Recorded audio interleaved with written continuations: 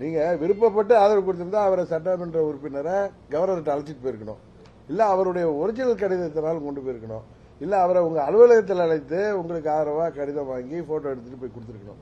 எதுவும் இல்லாம நீங்க ஒரு லெட்டரை கொடுத்துட்டு செராஸ் காப்பியை கொடுத்துட்டு அந்த சட்டமன்ற உறுப்பினரே அவரே கவர்னர்கிட்ட மறுத்து நான் கொடுத்த லெட்டர் இல்லைன்னு கொடுத்த கவர்னரிடம் கொடுத்த கடிதம் காப்பி இருக்கு, நான் காமிச்சேன்.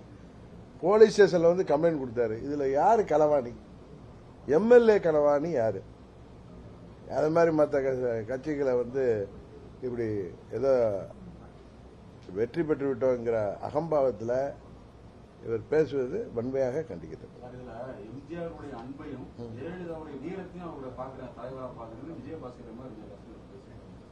சொல்லியிருப்பாங்க.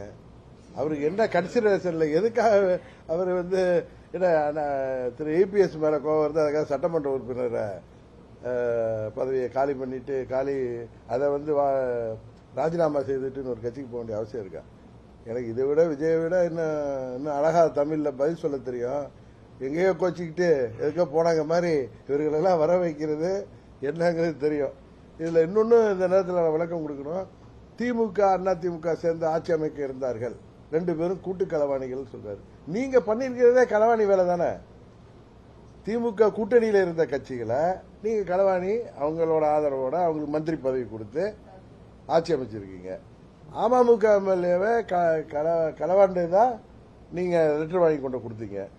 இன்றைக்கு 6 பேரை ரிசைன் பண்ண வச்சதே ஒரு களவாணித்தனம் தானே. அதனால உண்மையான ஒரிஜினல் களவாணி திரு விஜய் அவர்கள் தான்.